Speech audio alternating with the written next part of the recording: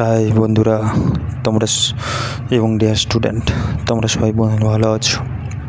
আজ একটা নতুন চ্যাপ্টার ইন্টিজার বা পূর্ণসংখ্যা নিয়ে এসেছি। একটা সিম্পল ম্যাথ দিয়ে তোমাদের পূর্ণসংখ্যা ও ইন্টিজার তোমাদের বোঝাতে চাইবো। এমন কোনো কঠিন নয়। পূর্ণসংখ্যা ক্লাস 8, 9, 10-এ তোমরা এই পূর্ণসংখ্যা বা ইন্টিজার নিয়ে তোমরা কাজ করবে, কিন্তু ভবিষ্যতে 11, 12-এ যখন তোমরা উঠবে তখন কিন্তু তোমাদের চ্যাপ্টারটা একটু ডিটো করে ভালো করে সাবজেক্ট ক্লিয়ার করে পড়তে হবে। আমি সিম্পল আইডিয়া দিচ্ছি পূর্ণসংখ্যা বা ইন্টিজার। পূর্ণসংখ্যা ইন্টিজারের সম্বন্ধে জানতে হলে প্রথমে তোমাদের পূর্ণসংখ্যা ইন্টিজার কীভাবে জানতে হবে, তারপর নিম্নলিখিত যে শর্তগুলো আছে বা XYZ এর যে ভ্যালুগুলো মান বের করবো, এগুলো তোমাদের পরে জানলে হবে। আগে তোমাদের পূর্ণসংখ্যা ইন্টিজার এই কনসেপ্ট ক্লিয়ার করো। XYZ এর ভ্যালু কীভাবে বের করতে হবে, yx প্লাস জেডের ওয়াইয়ের একটা ইকুয়েশন দেওয়া আছে, 2 নম্বর ইকুয়েশন y প্লাস জেডের ভ্যালু দেওয়া আছে, z প্লাস এক্সের ভ্যালু দেওয়া আছে, সেখান থেকে XYZ single x into y into জেডের ভ্যালু মান বের করতে হবে। ওকে, এবং পূর্ণসংখ্যা যে ইন্টিজার, এটাকে জানতে হলে প্রথমে তোমাদের বোর্ডের দিকে যেতে হবে। খেয়াল করবে পূর্ণসংখ্যা ইন্টিজার, পূর্ণসংখ্যাটা বেঙ্গলিতে বলবো, ইন্টিজারটা ইংরেজিতে বলবো।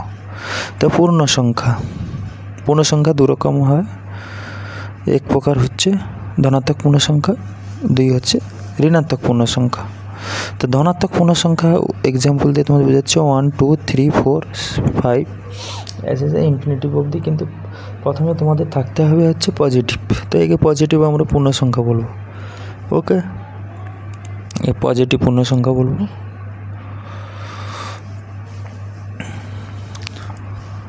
পজিটিভ পূর্ণসংখ্যা বলবো। আরেকটা পূর্ণসংখ্যা হচ্ছে নেগেটিভ পূর্ণসংখ্যা বা ঋণাত্মক পূর্ণসংখ্যা বলবো। পজিটিভ ইন্টিজার বা ধনাত্মক পূর্ণসংখ্যা। তোমরা জানো বেঙ্গলি ইংরেজি দুটোই করছি, কারণ যারা বেঙ্গলি মিডিয়াম স্টুডেন্ট তারাও বুঝতে পারবে, যারা ইংলিশ মিডিয়াম স্টুডেন্ট তারাও বুঝতে পারবে, এই জন্য দুটোই লিখছি। আর আছে নেগেটিভ ইন্টিজার করতে হলে তোমাদের প্রথমে জানতে হবে -1, -2। কিন্তু তোমরা একটা কোশ্চেন করতে পারো, তাহলে জিরোটা কি ইন্টিজার বা পূর্ণসংখ্যা হবে না? আমি বোর্ডে লিখছি 0 কি হবে, এটা ধনাত্মক পূর্ণসংখ্যা হবে। ওকে ডিয়ার স্টুডেন্ট, এই জিরো একটা পূর্ণসংখ্যা, অথবা আমরা ওকে ইন্টিজার বলবো। ওকে, তাহলে 0, 1, 2, 3, ওখানে +- +-1, +-2, +-3 এইভাবে লিখলে তোমরা বুঝতে পারবে। ওকে, পূর্ণসংখ্যা অথবা এক্সাম্পল দিয়ে তোমাদের বুঝিয়ে দিয়েছি। যদি মনে করো যে পূর্ণসংখ্যার ডেফিনেশন চাই, তাহলে আমাকে ক্লাস 8-এর বইয়ের যে টেক্সট বুক আছে ওটা খুলে নিয়ে বসে ভালোভাবে লিখতে হবে যে পূর্ণসংখ্যা কাকে বলে। তোমরা বুঝতেই পেরেছো এক্সাম্পল দিয়ে, তোমাদের হলে আমি ওটা বোর্ডটা আমি ক্লিয়ার করে দিচ্ছি। এবারে আসল কোশ্চেনের অ্যান্সার তোমাদের কাছে আমরা কীভাবে সলভ করব সেটা আমি বলছি। ওকে, XYZ এর ভ্যালু y প্লাস জেডের ভ্যালু 20, z প্লাস এক্সের ভ্যালু 22। 1 নম্বর, 2 নম্বর, 3 নম্বর ইকুয়েশান দিচ্ছে, এটা হচ্ছে সলিউশন। ওকে, +3 প্লাস করলে আমরা ওখান থেকে কী পাবো সেটাই লিখলাম।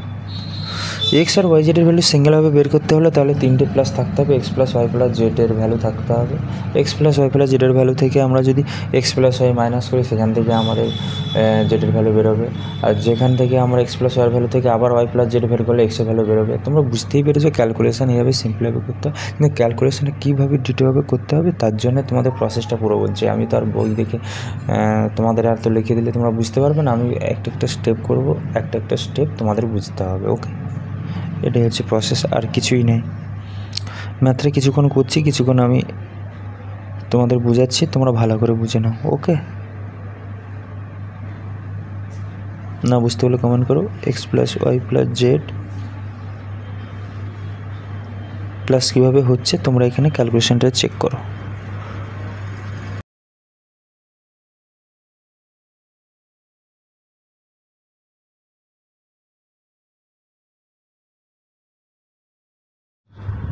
X plus y plus 2x প্লাস 2y প্লাস 2z ইকুয়াল যদি 16, 20, 22 যদি প্লাস করি তাহলে এখানে আসবে 58। এবারে তোমরা জানো 2x প্লাস 2y প্লাস 2z 2 কমন নিলে x plus y plus z equal 58। এবার x plus y plus z তাহলে ইকুয়াল সাইনের ওদিকে গেলে 58/2 হয়ে যাবে। তাহলে কাটাকাটি করলে আসবে 29।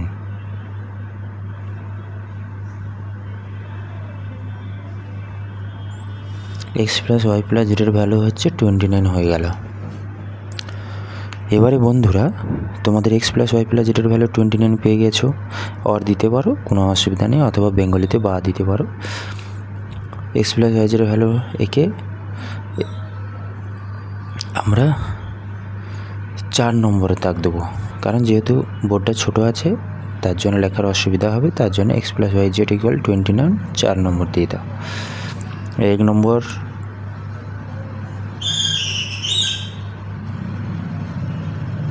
Y z 29 minus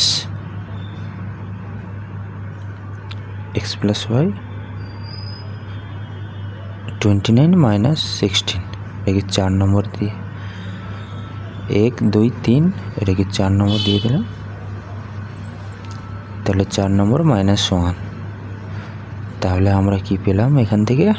we get x plus y plus z minus x minus y, মাইনাসটা যদি মাল্টিপ্লাই করা হয় তাহলে মাইনাস এক্স মাইনাস ওয়াই হবে।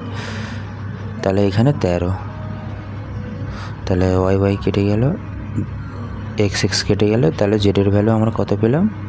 13।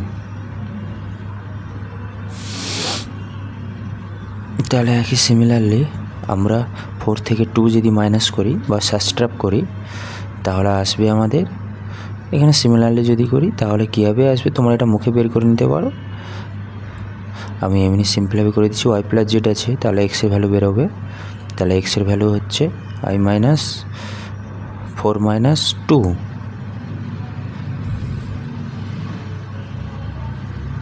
তাহলে এক্সের ভ্যালু বেরোবে কত?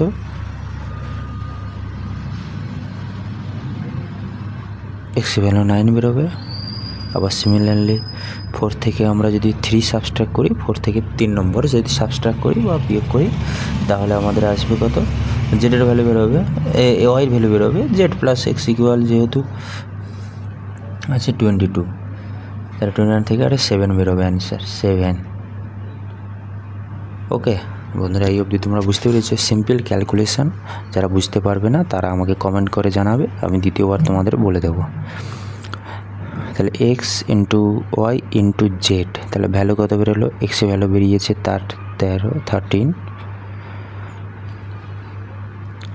9 বেরিয়েছে, জেডের ভ্যালু বেরিয়েছে 13, ওয়াইয়ের ভ্যালু বেরিয়েছে 7। তাহলে যদি আমরা মাল্টিপ্লাই করি কত আসবে সেটা আমরা উপরে মাল্টিপ্লাই করে দেখে নিচ্ছি। তোমরা এইভাবে মাল্টিপ্লাই করতে পারো, কারণ পরীক্ষা খাতায় তোমরা যখন শর্ট কোশ্চেন করবে বা তোমরা যারা জয়েন্ট এন্ট্রান্স এক্সাম দেবে তখন তো ওখানে ক্যালকুলেটার থাকবে না, তার জন্য তোমরা এই ক্যালকুলেশানগুলো শিখে রাখবে, কীভাবে মাল্টিপ্লাই, কীভাবে সাবট্রাক্ট অল্প কম টাইমে বের করো। তাহলে 819 অ্যান্সার বেরোলো। ওকে, 819 অ্যান্সার। তাহলে অ্যান্সারটা হলো 819। ওকে, থ্যাংক ইউ। এই বলে রাখছি। ডিয়ার স্টুডেন্ট, আর কোনো কোশ্চেন অ্যান্সার চাইলে আমাকে কমেন্ট করে লিখো, ঠিক আছে।